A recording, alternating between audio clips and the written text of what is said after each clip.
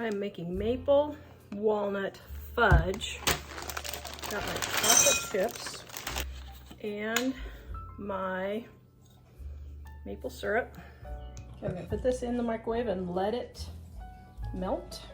All right, I'm gonna line my pan with parchment paper. Now this is a test recipe for my new 200 super easy candy and fudge recipes coming out soon. Oh, it might help if I had the walnuts. Okay, and my walnuts.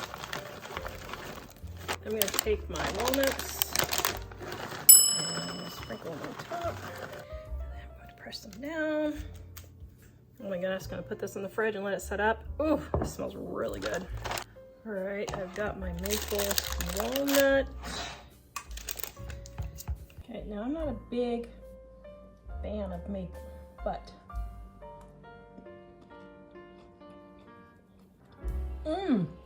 okay, this test recipe is a winner.